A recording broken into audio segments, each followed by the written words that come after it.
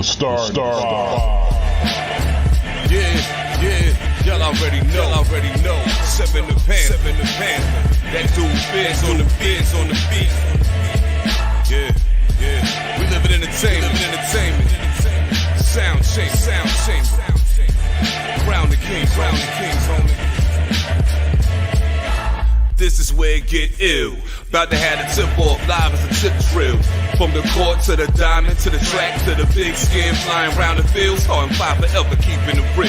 If it matters in the world of sports, blue jeans and long sleeves, they taking no shorts. Hot to death, oh yes, these are the sports podcasts live as a pro's corpse. Biz market wave, the starting five goes off. No matter who you cheer for, emotions out the window, they analyzing with clear thoughts. They take it way deeper than the boys ever. No longer got any use for the four letters. The latest news, score stats and the view from the sideline. Ain't no guideline, it's just the truth. Yeah, no need to dig for a pardon line. It's always in season if people starting five. We going in on three, run the baseline, starting five. Get it, we got what you need. If the sports news you see, we don't waste time. We talking cause we live it. We got what you need. We going in on three, run the baseline, starting five. Get it, we got what you need. And y'all know me, seven sign, I'm the illest cat stick. I got what you need.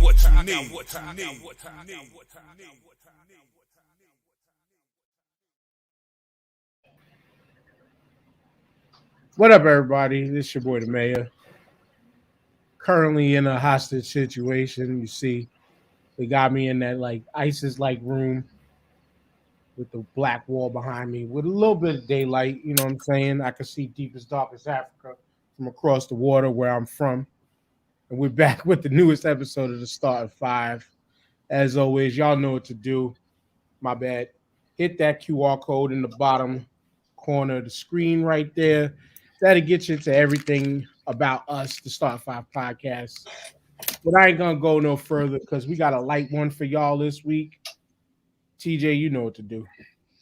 What up, everybody? Hope y'all staying warm this weekend. It is brick-ass cold outside. Besides that, it's been a good weekend. My Knicks are on a 3-game winning streak.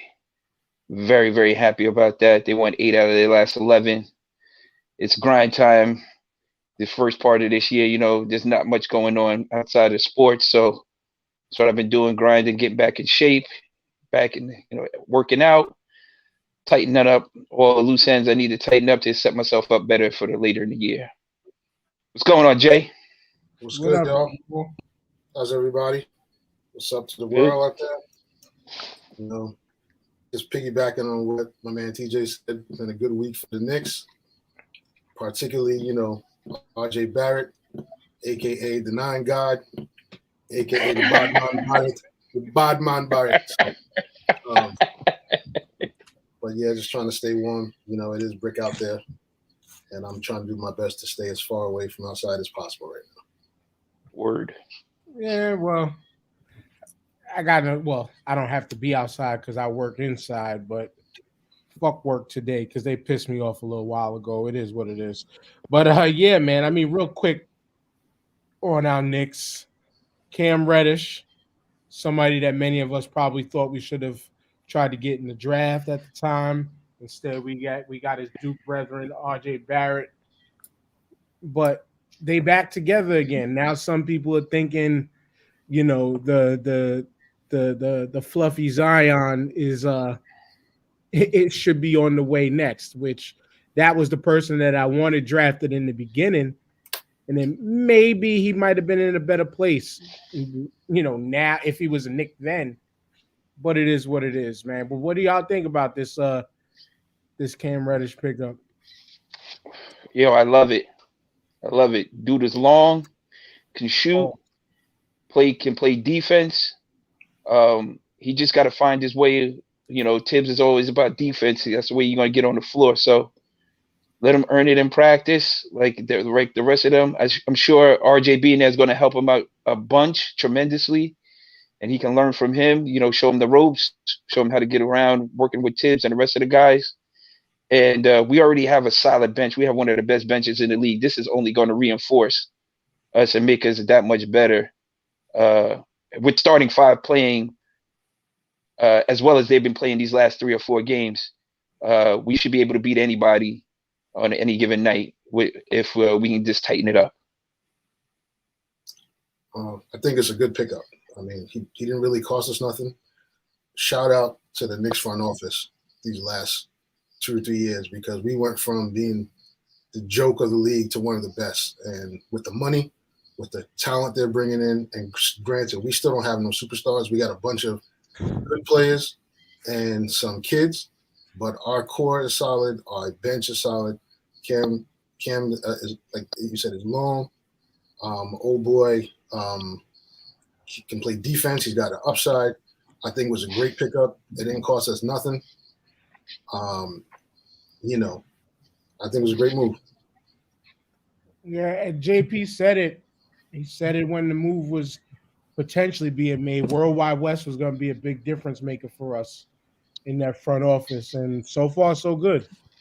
So far so good, man. I just would like to see the progress in wins and future playoff performances, just to keep us in, in potential to possibly win one day in our lifetimes, that is. Because Eagles did it in my lifetime, so I got to see that too. Knicks is overdue. They overdue. I mean, if the Cubs can win the World Series, and the Boston can win the World Series, and the Eagles can win the Super Bowl, the Knicks is definitely climbing up that list to get their chip next, for sure. Especially when you mentioned Boston. I literally thought, and I remember exactly where I was when I told my father I hope to never see the Red Sox win a World Series. I was in the living room of the house, and I really felt, and I was talking to him like, yo, I really feel like the Red Sox will never win in my lifetime. And of course, they got 3 of them things in my lifetime, and I never want to see that happen again. But I'm with you on that. But let's get right into it. As I mentioned, we got a light one this week, so we got to get right into this NFL wildcard weekend that already kicked off yesterday. As I pull up these. Well, the Patriots got embarrassed last night. And that's a beautiful thing. We'll start right there. The Bills-Patriots. Bills whooped on them 47-17. I didn't get to see the game, but these are the Bills that I was predicting would come through this season and should have really ran like serious roughshod over the AFC as a whole, with the exception of, the Chiefs. And again, I mentioned it last week. I'll mention it again. Who expected the Titans to be where they are right now? I didn't. But we had the Bills winning yesterday, and definitely was rooting for Joe Burrow in this one. I got to watch a little bit of this one. Bengals beating up on the Raiders 26-19. I personally think both of those games went the way I was hoping and expecting. What do y'all think? The Raiders could have possibly won that game if they didn't shoot themselves in the foot several times inside the red zone. They had 2 costly false start penalties inside the 5 that pushed them back, and they ended up kicking field goals instead of, trying to put touchdowns on the board. They just made a lot of mental mistakes. It seemed like it was their first time in the playoffs with the mental mistakes they were making. They definitely played themselves out of winning that game. Not to take anything away from the Bengals defense. The Bengals defense was in the backfield a lot yesterday, giving Derek Carr all kind of problems. And they were stifling the run game when they could. Shout out to Joe Burrow. He's the truth, man. Dude was throwing dimes all over the field. And Jamar Chase is a problem. Mm-hmm. He is a problem. That boy is no joke. But like you mentioned, though, and I'll throw it to Jamal, it's mental mistakes. When I seen there was a kickoff, I think after one of the field goals, I think it was before that. And the ball was approaching, going out of bounds, even though it did kind of slightly look like it might have died on the field. And all he had to do was step out of bounds and touch the ball, Dan. They would have got it at the 40. He should have never touched the ball, Jamal. No, I mean, there was no surprises, though, yesterday, especially with that Raiders team. That Raiders team, they played the way they play all year round. They never know if they want to be good or mediocre. And the fact that they got into the playoffs, they were fortunate with that. But yeah, like Joe Burrow is the truth. I mean, I never doubted him, but like that man is something else, bro. He's going to be a player for a long time. The Patriots game, there's no surprises there. Really, the Bills played like who they were supposed to play, like we thought they were going to be from the beginning of the season. The Patriots, they got nothing to hang their heads about, man. They made a play. They got to the playoffs with Mac Jones, and I don't think they're going to be at this level for long. I think next year they're going to be a bigger problem, and then a couple seasons after that, it's all bets are off. I don't know, Jamal. That defense was getting gashed yesterday. They look really bad, man. They're good. Their defense overachieved this year. They've had a good defense with not a lot of names on it. So, so it's good team defense. But I think Bill will get that together. Or they'll bring in some folks. The key word you used was overachieved, and I think the Patriots definitely overachieved this season. Just like how I thought the 1:00 game that's going on right now, as y'all watching us, you could be watching them. My Eagles versus the Tampa Bay Bucks. My Eagles overachieved this season, but I'm going to be realist, and I think the Bucks might win this one, but in a close game. Like, it's not going to be a 10, maybe 7 point. Like, I think this weekend might be like a 3-4 point loss for my Eagles, and I'll be okay with that because they definitely surprised me this season. Bro, Dan, if you go back to one of the shows we had early in the year, I said that I thought the Eagles were going to be good, better than people thought. I know a lot of folks were down on Hurts, and they didn't know what to expect from that coach, but I think that I don't know so much they overachieved, or just that the coach did a good job. He figured it out, first time head coach, and I gotta give him their props. Yeah, I give you that. But somebody has to come out the NFC East, right? Because it's just well, the next game we'll talk about had to come out, but shout outs to Steve and his podcast, Four Bridges and a Ferry podcast, brand new. Actually helped the brother out with getting that one started. But he mentioned they played in a weak division. That's true, but for the Eagles to have made it, we could say the NFC was weak altogether to make it in at 9-8. Absolutely. To make it in at 9-8, the Eagles, it is what it is. And we played real rough. We lost games that we should have won early that put us in this bad position. Like I said, hey, the season could be put to rest today, but I will be pleasantly surprised if Philadelphia shocks me. And I'll just keep that at that, TJ. Listen, Tom Brady does not like people around him, hands in his face, by his feet, none of that. Even though he's a cerebral veteran quarterback and knows where to put the ball, the man does not like pressure. If the Eagles can generate enough pressure to frustrate Tom Brady, they have a great shot of winning this game and upsetting the Bucks. They beat them once this year, I believe, already, right? So this is not going to be a walk in the park for them by no means. So it should be a good game. It should be an entertaining game. Just what are the Eagles going to do on the offensive side of the ball to combat the Buccaneers defense? That's where the real story lies. Right. And your pick. Whew. I hate saying this, but I hate both teams for various reasons.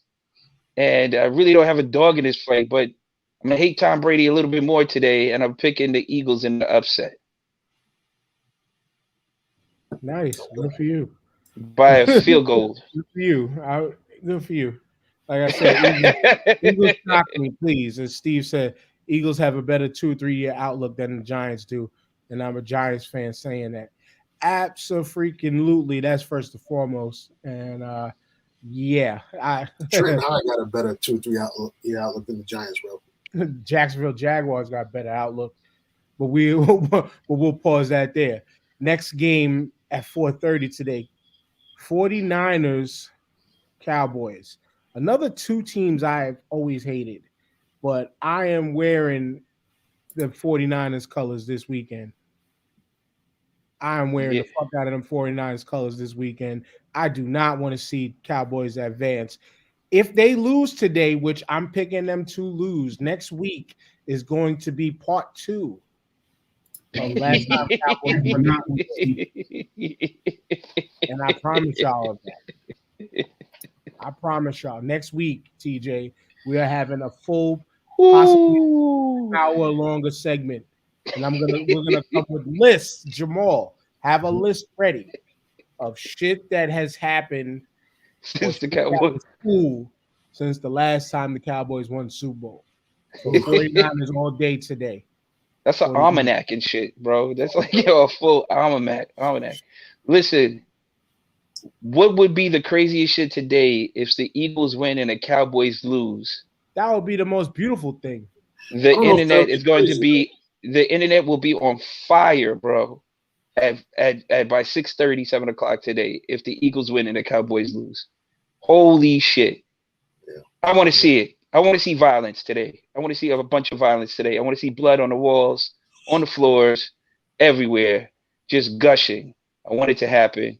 I want the 49ers not just to beat them. I want the 49ers to humiliate them today. Just like take their soul on some old what the Patriots – how the Bills beat the Patriots type shit today. That's the way I want it to go down. It would bring me so much joy to see the Cowboys fold like that. I don't know why there's so much hate in my heart for them. I do know why there's so much hate in my heart for them. And I don't give a shit. Fuck the Cowboys. But Jamal, you know what's gonna happen with all this venom we're spewing? Watch they fucking win. Yeah, bro. If the Cowboys lose, it's gonna be a bad mental health day in America tomorrow, Jack. Thank God it's MLK Day because some people might not be at work tomorrow. I need that day off, for real. You know, would it be crazy if it'd be crazy if the Cowboys win? Because what do when they go to the playoffs? They lose. So if they win, that would be surprising. You know. Listen. If they lose, you're going to see a lot of videos and memes of people throwing shit at their TVs throughout the whole day. That's what you're going to see. People, grown men throwing tantrums and rants and shit. I can't wait to see it all on TikTok later this afternoon. Can't wait. If they lose, though, does Mike McCarthy still have a job? Yes. Okay. Yes. Yeah. Jerry doesn't give up on coaches as easily as the ones we're about to talk about in a little while. Texans and as the background shows. Thank you for the cough, TJ. That helped me because I wasn't coughing. The ghost of Jim Caldwell still lives in Detroit. But next up, Chiefs versus the Steelers. The Steelers I did not expect, but thank you, Jacksonville, for fucking shit up last week. And I'm not saying that happily, but thank you, Jacksonville, for fucking shit up last week to allow a team like this to make it to the playoffs. It was supposed to have been Big Ben's last game last weekend, but this week happens to be Big Ben's last game. I am sorry. Hopefully Tariq Hill's freaking injury from he was hurt last week. I don't know if it's a full injury, but hopefully his legs are doing better this week, the way he could get that bounce and that speed back into full effect to just demolish the Steelers. I'm calling this one a minimum by 10. The Chiefs win today. Yeah, I think they're gonna run through them. I think they're gonna run through the Steelers. But you know, just gonna give a quick shout out to Mike Tomlin because there's a lot of slander on his name, repeatedly, and they gutted it out. They made it. You know, still no losing seasons. You know, a lot of times people like to say, well, it's not Mike Tomlin, it's his coaches or it's these players or whatever. The fact is, when he was the top guy in that organization, when he was the HNIC, that team always was in the positive in the win column. And you got to respect that. And you know what else? You got to respect as the only black head coach left, which we're going to get into that as our final thing to talk about. But respect to him because he's never once had a losing season Exactly. in the NFL. Along with, be thankful this one was a week. There was fucking 17 games because they're 9-7-1. Right. Still kept his above 500 status, but respects to the Steelers organization as a whole. And I had mentioned that on somebody's comment on one of the groups this week, because the Steelers themselves, like, this team, I think, has had a total of 4 head coaches in their entire history. That shows a level of stability like none other. And I'm talking across all sports. You never see this length of stability, TJ, in head coaching anywhere. And again, No. pay respect to this man's record that, again, he's never, ever had a losing season. That should tell you something about black coaches in the NFL. Indeed. I mean, listen, the Steelers didn't expect to be in the playoffs this year, the way they played half the season. And for them to be there is quite an accomplishment, like you both stated. But this just goes into the type of coaching that the front office has put in place to keep that stability. These guys have a bar set, and the next person's got to live up to it or go above and beyond that. And they've all won Super Bowls. Cowher, Knox, Tomlin, they've all won Super Bowls. So the bar has been set that when you come coach the Steelers, you better have a level of expectation, not only of yourself, but the people you bring in an organization to be a winning organization on top of that. But on that there, it goes to the organization allowing time for a coach to develop, allowing time for a coach to build his team the way they need to see fit to win. And here it is. That's where stability. I'm just saying that's where stability in the organization is key.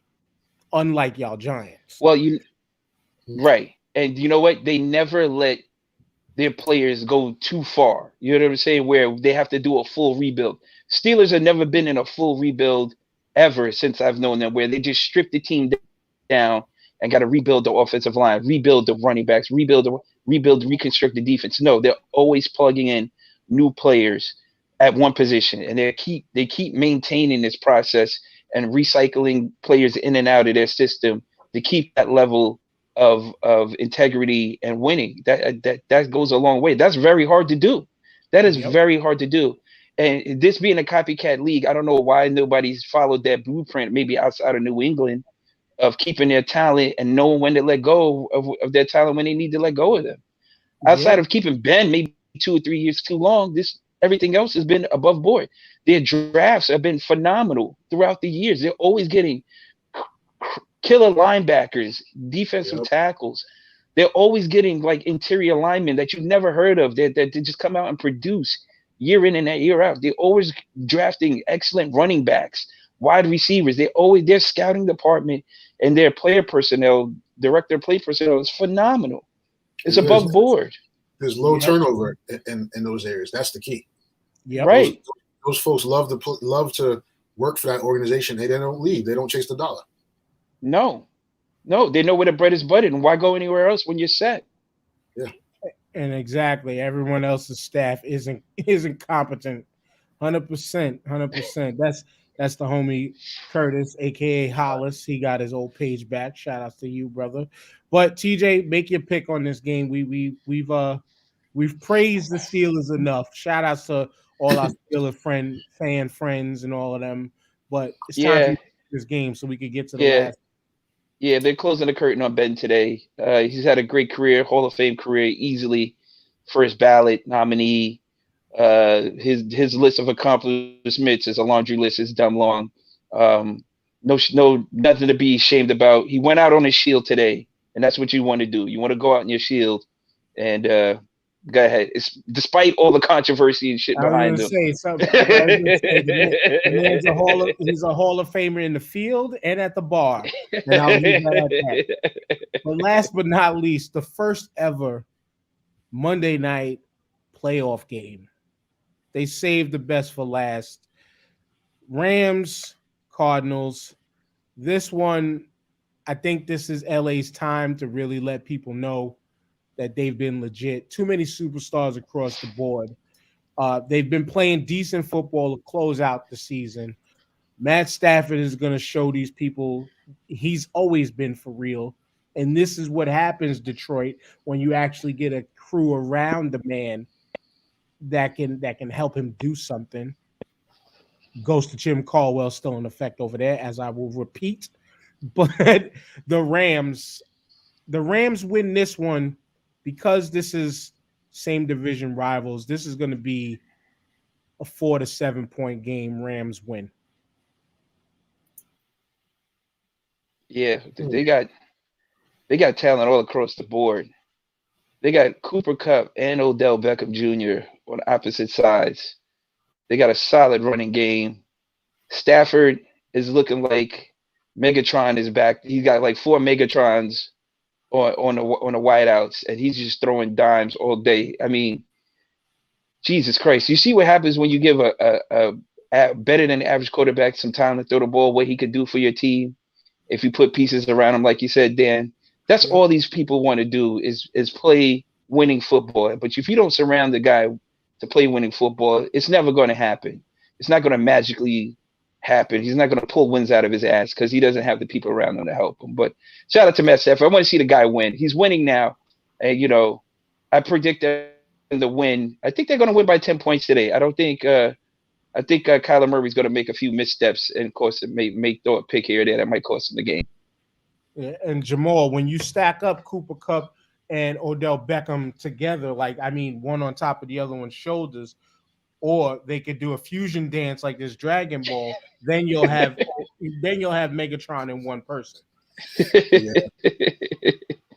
Man, on paper, I want to say the Rams should come out of this on 2 scores up, man. I just don't know who's going to show up today, bro. And the Rams, sometimes they make me scratch my head. The other thing is Stafford can make all the throw. He can make any throw Aaron Rodgers can make. But Stafford has been on a losing team his whole career. And so this is now his first time on the big stage. He could lay an egg, bro. He could. That's interesting. I personally he's not used to winning, G. You're right. True. But as we talked about, this is the difference between having weapons and not. This is the difference between having good coaching and not. This is the difference between having a better organization as a whole and not. And I think personally, he's used to losing, but I think he's going to be able to. Personally, I think he's going to be able to wash that stink off him. Where do you see this game going, though? I'm going to say the Rams win in a tight one. Yeah, Jamal. As long as he has time to throw the ball, he's going to be all right. I don't think because he's not really a bad decision maker. Right. As long as he has time to throw the ball. Yeah, if he was a bad decision maker, I could kind of agree with you on that. But if he's got time to throw the ball, he's going to get it to whoever he needs to get the ball. And he's just going to pick them apart. Not to say nothing against the Arizona Cardinals secondary because they got a strong secondary. Yeah, well, the Arizona Cardinals as a whole got a strong team, and it's not like we're sleeping on them. I just personally think personnel-wise, 22 versus 22, I think the Rams – they're just a notch better. Yeah. They are better. Yeah, if Kyler Murray shows out today, though, man. Yeah. We could be upset, bro. Yeah. He's going to need his legs today. He's going to be scrambling. He's going to be running a lot. He's going to definitely need his legs today. They're going to have to spy on him a lot. Yeah, but personally, though, out of the NFC, I personally think this is the game that tells us who's going to take it all the way, possibly. You know what I'm saying? Green Bay's got the time to rest up and all that. But even Green Bay has been shit in the bed in the playoffs over the past, ever since they last won their Super Bowl. They get in, they'll get to that NFC Championship game, and bye-bye. It's night-night for them. Because Aaron Rodgers will get touched. Aaron Rodgers will make bad reads. All of a sudden, the wide receivers can't catch balls. And as I always say, just like it always happens, like it did this year, Green Bay's defense never has success if they are not playing with a lead. Season in and season out. This always happens. It always happens. I'm not sure if Hopkins is back today. I know they said his injury was it was supposed to be at a point to where he could possibly return for the playoffs, but I think it might have been a better chance for him to come back if they advance to the next round. But I would have to look that up, and I haven't looked that up before a show. I totally forgot about that. My bad, y'all. But let's get last into this last topic. As TJ mentioned to me earlier in the week, it was Black Monday. Tons of NFL coaches got fired. But as we mentioned before, there's now only one person of color that looks like us. Well, there's two people. There's two. Yeah, I was going to say there's three people of color that are still left in the league. There's only one black man left, but there's Ron Rivera. There's a homie in Saleh. Rob Saleh. Robert Saleh. And just on the Mike black Tomlin. man, Mike Tomlin is the only ones left. So one question I wanted to discuss with y'all was, why do we think, or why is it that it just seems like black coaches, obviously with the clear exception of Mike Tomlin, why do they have such a short leash in this league? But then also, too, that drove me to look up, and I'm going to share this screen again because I had to ask just black coaches in the NFL. And by way of this site, Quora, it's like a question and answer type website. As who are all of the black coaches in NFL history? And there was only, we'll count them out, but I believe it was only 20 or 22 when I counted. Fritz Pollard, who, if y'all don't know, was the first black quarterback to win a championship in the NFL. He was also a coach. Tony Dungy, Super Bowl winner. Marv Lewis, Hugh Jackson, Dennis Green, Lovie Smith, who lost the Super Bowl against Tony Dungy. Mike Singletary, Herm Edwards, Ray Rhodes, Jim Caldwell, as you see the background, Art Shell, Todd Bowles, Vance Joseph, Steve Wilkes, Romeo Crennel, Raheem Morris, Leslie Frazier, Brian Flores, and Anthony Lynn. I didn't need to say Tom. Well, I said Tomlin again, but we've mentioned that man enough. This is the only amount of black head coaches that's been in the NFL ever. So first and foremost, we love to talk about opportunity. There's always opportunity because every year there's at least 2 to 3 jobs or more. I think right now there's 6 or 7 out right now, but there's always opportunity. This comes down to organization. This comes down to, you know what? When people try to say the NFL is racist, stuff like this makes it look correct. And yes, people will use the blanket statement of the NFL as a whole, but it's really the good old boys networks in each of the single organizations. You know what I'm saying?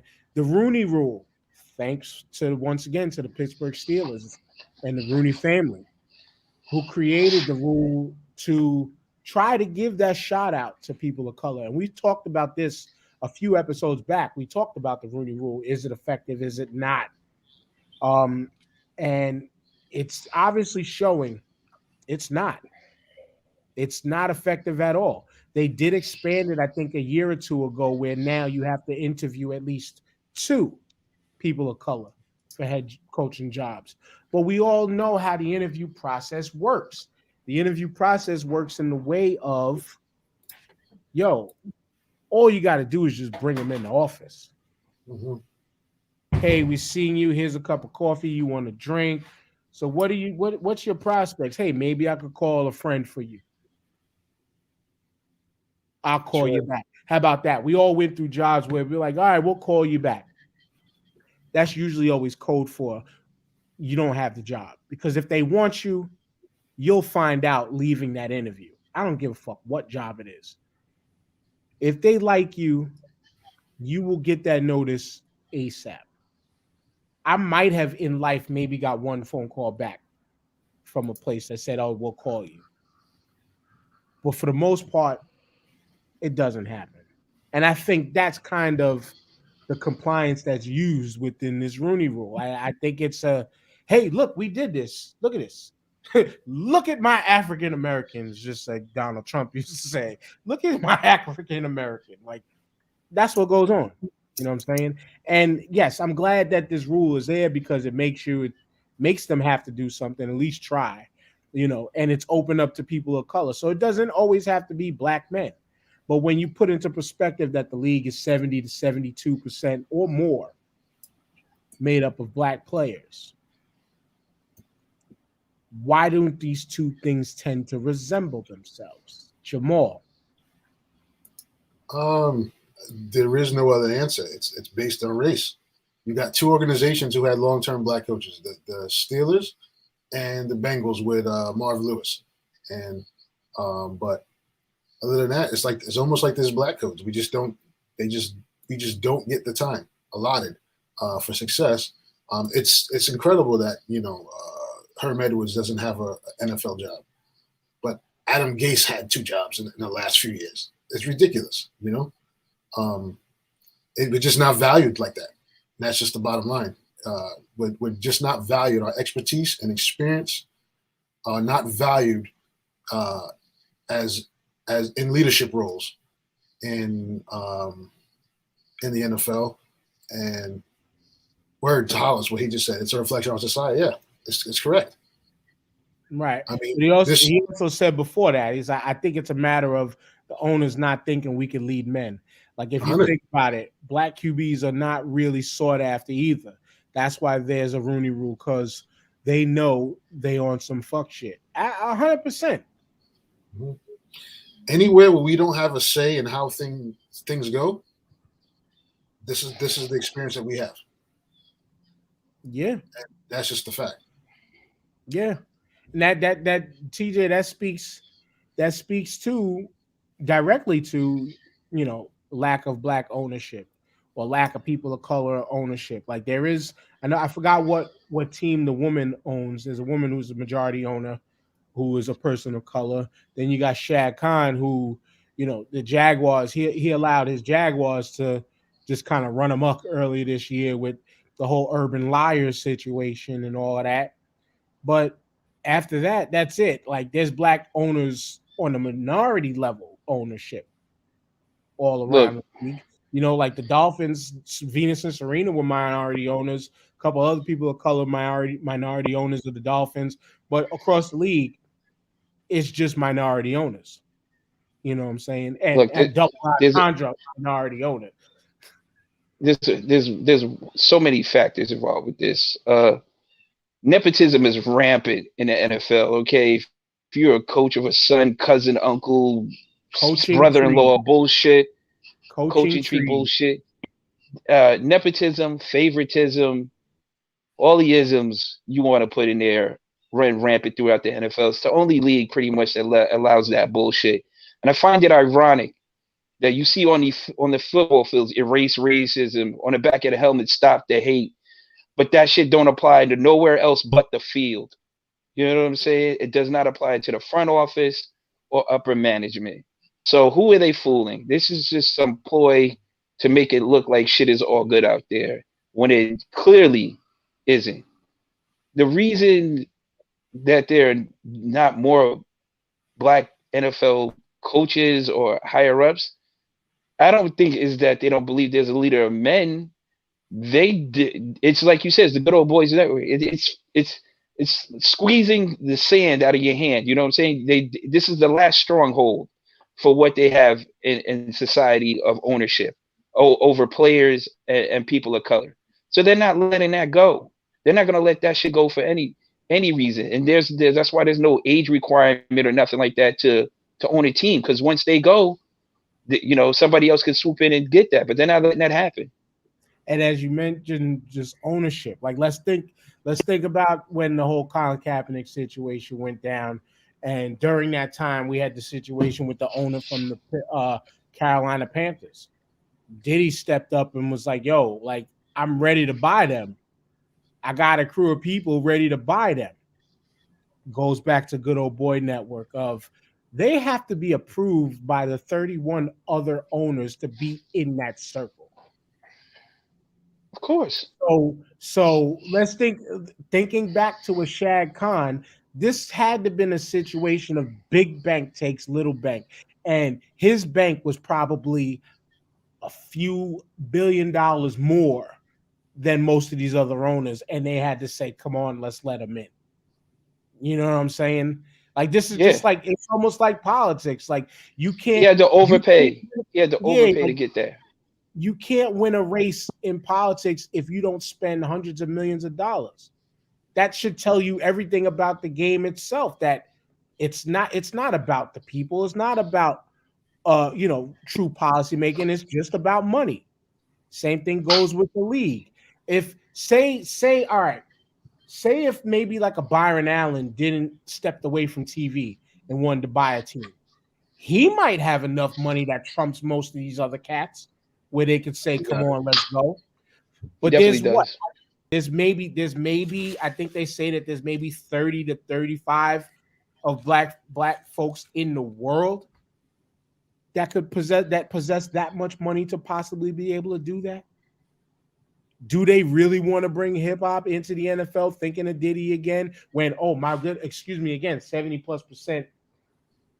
I'm sure out of that 70%, at least 40 to 50, close to 50% identify with of the hip hop culture. Listen, they play this shit throughout the game. They play hip hop all throughout the game, practice, halftime, timeouts. Because you hear that shit in warmups all throughout the league. So it's just a walking contradiction, man. It's just a walking contradiction. And we said something a few weeks back. The only way you make changes to that is the people who are giving the NFL money, the sponsors, the Cokes, the Pepsis, the Apples, the IBMs, or all these big corporations say, hey, if you guys don't start changing your hiring practices, we're going to stop giving you money. The TV money that they get. Or they can just straight up say, look, I'm Budweiser.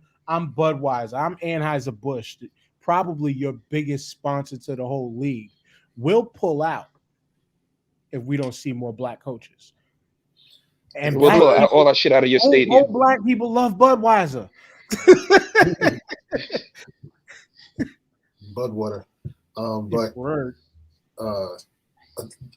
A lot of those companies though have the same structure in place as this is true as the there you NFL. go. So that in particular becomes another obstacle.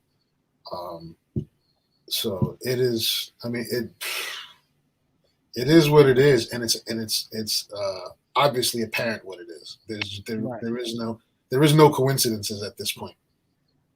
So they just don't want to, and they'll hire a black coach or a person of color, and you'll be put on a shorter leash, and then they'll get you out of there to try and get whoever they really wanted to hire in there. So right, or they let you build the team up to be competitive, pull you out, and let the kudos go to the next hire. That's what happened to Herm Edwards with the Jets. Yes.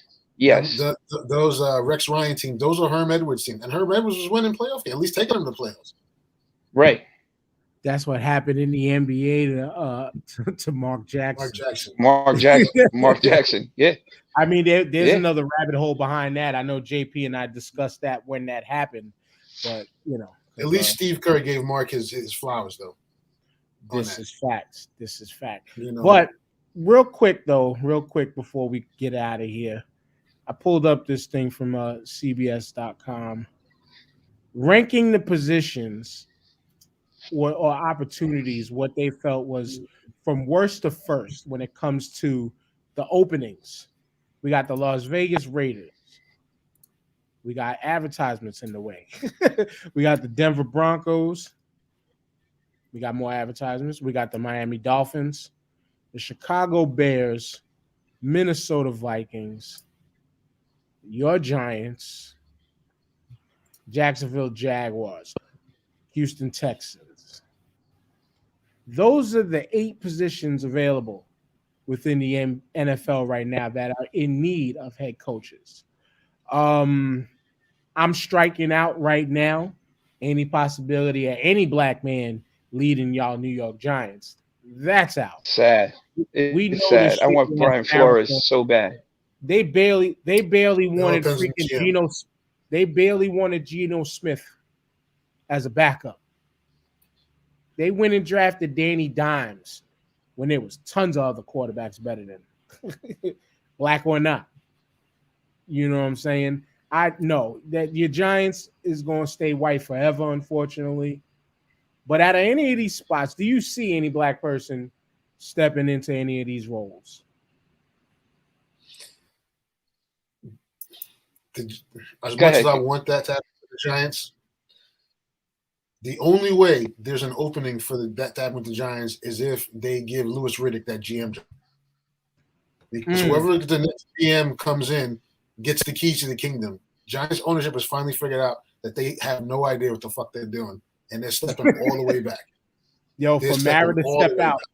for Mara to Yeah. step out on camera and pretty much kind of like admit that without saying it. You're right, Jamal. And he didn't do that. It was Tish. Tish is the one Oh. behind the scenes who's been throwing shit and was like, "Yo, stop! You have no idea what you're doing. Just stop." So if they bring in Riddick, we have a shot at Flores. He's homegrown too. So, and which is the most despicable thing. If you look at this vaunted New England coaching tree, there's only one coach that came out of there who was worth a damn, and they just fired him in Miami. Right. So Right. that's the only way we get one in New York. But if Riddick comes in, I can see Flores coaching the Giants. It's the biggest market available right now. I think it would be a good fit. It'd be an excellent fit. It'd be Mhm. an excellent fit and turn that whole entire organization around It's different. completely. Completely. Modern football. Wow. That'd But be that'd be a breath of fresh air. As far as the organizations, the best opportunity to me is the Raiders, though. Realistically, I think the best opportunity is the Raiders available. no. I think the Vikings. The Vikings have been known to hire black head coaches. Dennis Green had a very successful run out in Minnesota with Dante Culpepper and them boys back in the day. That'd be a nice opportunity for Flores to go there as well. You know what I'm saying? And keep that train going. So as much as I hate to say it, the Vikings, I wouldn't put it past them, to throw their feelers out there and give that man a shot. But do we see? So out of all of these eight jobs, are we kind of talking now that only Brian Flores has the best shot? No. No. Harbaugh. Because that was the rumors why they pushed Brian Flores out anyway. Miami was already talking to Harbaugh. So he's probably going to get his pick. But no. But we talking about black. But nobody's talking about Eric. Black coaches? Nobody's bringing up Eric Bieniemy's name anymore, and he still, I think, has a great shot to be an NFL coach.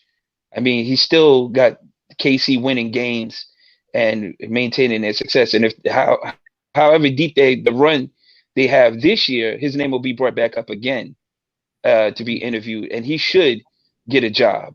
Maybe he gets the Raiders job. I wouldn't even want him for the Giants because we're such a shit show. It'll ruin that man's career. Right. And And Byron Leftwich as well. Yeah. Yeah. Byron Leftwich is a king, bro. Byron Leftwich should have been a no-brainer for the Jaguars as soon as they had that position available. But they went with the flashy, urban, I got a heart condition, I got a brain tumor, Maya. They went with that shit. They went with fucking Mr. I'm leaving Utah to go to Florida to win a national championship, to leave Scandal, to go to Ohio State, to leave on a fucking Scandal, Meyer. They went that way instead of their homegrown, and not saying he's from Jacksonville, but he was possibly one of their, if not their best quarterback they've ever had. He was the face of that franchise. the face of that franchise for years, bro. It Exactly. was Byron Leftwich, and he Exactly. did work. Yes. Even on the He hurt was leg when his teammates was carrying him down the field. that was an amazing game he played. I'm picturing that moment right through my head right now as we speak that man's name. So I will say that this coming year there won't be just Mike Tomlin. I do think Byron and Eric finally get those shots. I mean, let's see how Tampa does throughout these playoffs.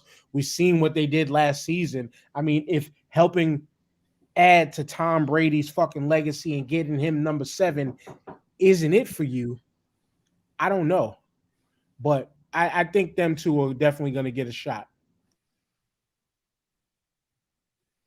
Yeah, I mean, yeah. Go ahead, Jamal. No, I believe so. Especially Leftwich. I think he's gonna get a shot. I think he's gonna do well too. Yeah. You know what? You know what goes without saying? It's who these guys bring in with them when they get hired too. You know, I mean, they owe a lot of favors to the people that got them to the positions they had to be head coaches.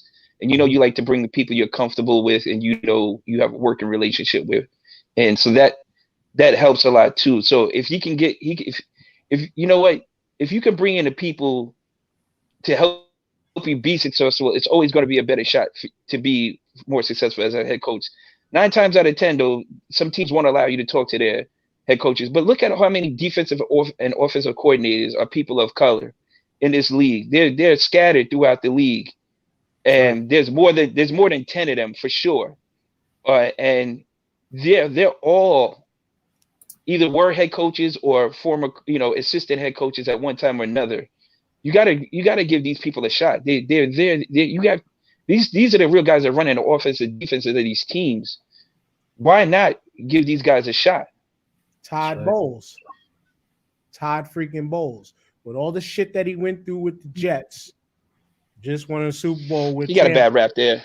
Just won a Super Bowl with Tampa. And then as you think about it, because I was thinking about this actually pre-show, remembering and help me watch me land this plane real quick. Remembering talking to my cousin who used to own a heating and AC business. Used to own one.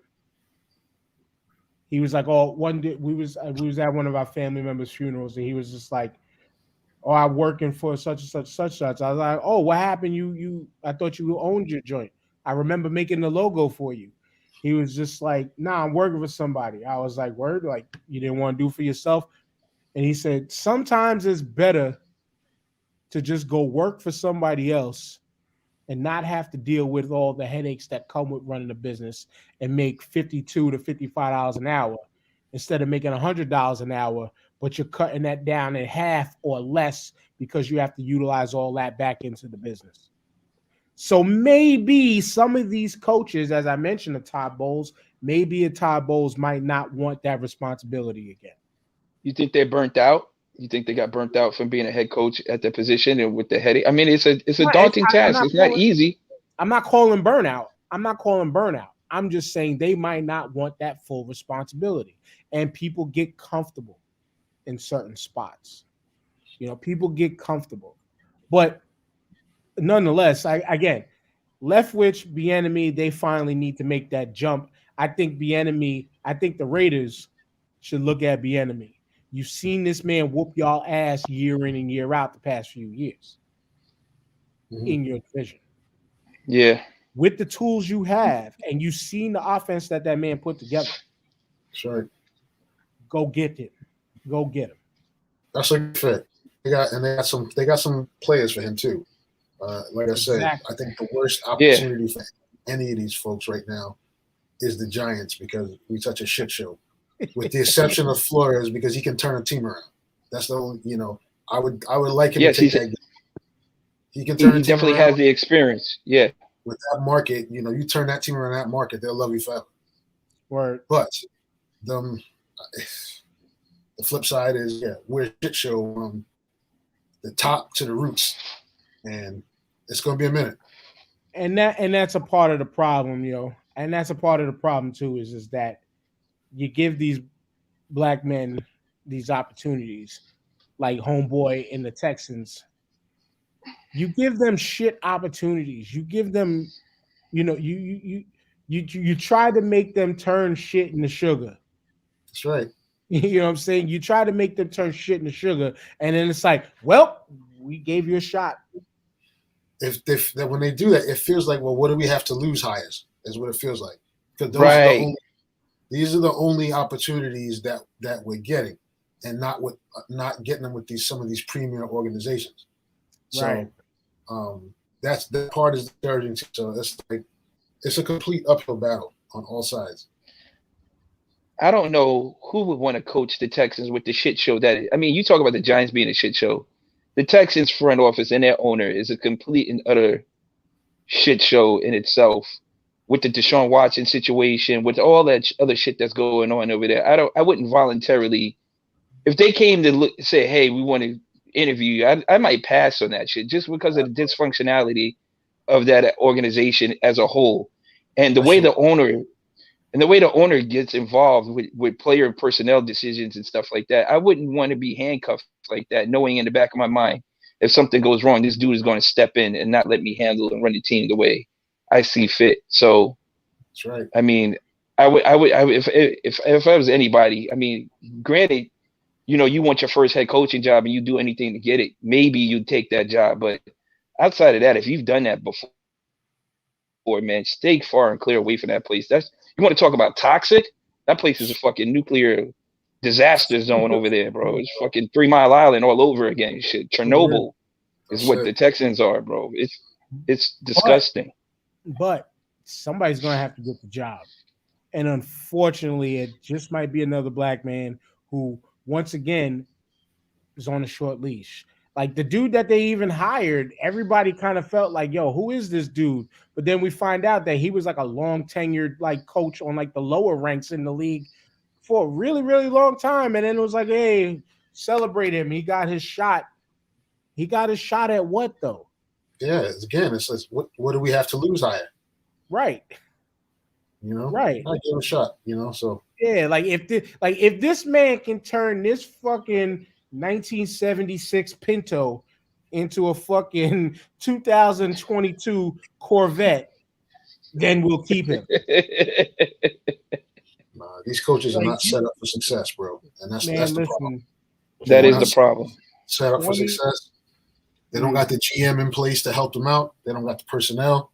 So when players are refusing to play because of ownership and the way they've been handled, what do you think the head coach is going to do? Like, you can't get the players to play for you. How are the coach going to get the players to play for you? Like, it does. Those guys are there on contracts because they're there for the check, and they'll show up on Sundays for the love of the game and collect the check. And after that, they're done. But they have no vested interest. To close this out with that Texans situation, 20,000 volts of niggatricity and magic ain't gonna save that shit. No matter how much blackness you try to put in that shit, ain't nothing coming to light out of that. Who'd be a great coach for the Texans if he was still alive? Rick James. Rick James could coach the Texans, and that shit would be hysterical. Half times would be fucking lit beyond fucking belief. He'll bring back Tina Marie. Mary Jane girls. Word, weed have to be legal in Texas. I don't think it's legal yet. So Charlie Murphy be the defensive coordinator. It's fucking amazing.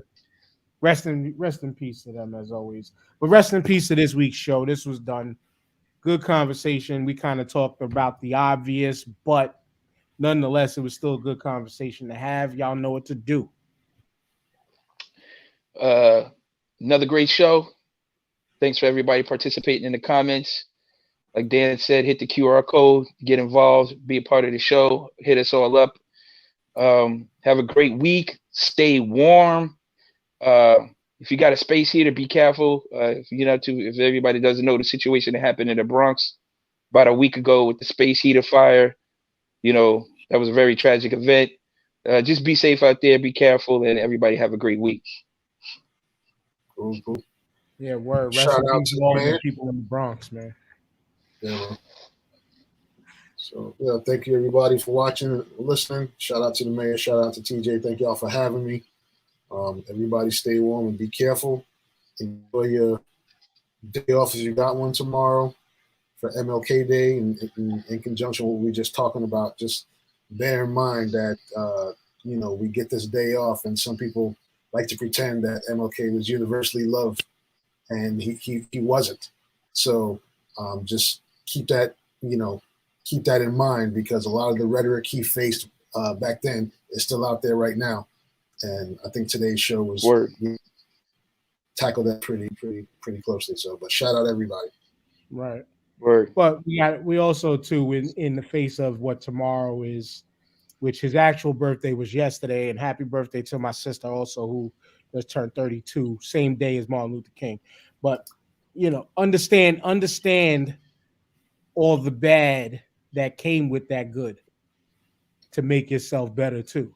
If you're going to try to learn lessons off of that man or utilize lessons off of that man, the internet, as we say, is a gift and a curse. And in some ways, gift and curse, we've learned way more about him. Not enough where the negative outweighs the positive, but it just gave us more layers to understand about that man and how his death even happened, which the way we've been taught, learning, it didn't really, it wasn't who we thought it was. We're not going too deep into that. How he was as a person showed nobody's perfect. No matter how much you want to quote, I had a dream and all of that, nobody was perfect. But still, with understanding and knowing all of that, utilize all the good and the bad that you choose to make yourself better in respecting and reflecting on that day. And with that being said, peace to disposable planets. We out. Disabled. We'll see y'all next week. Disabled planets. You got you. I got you. We out, y'all. Peace.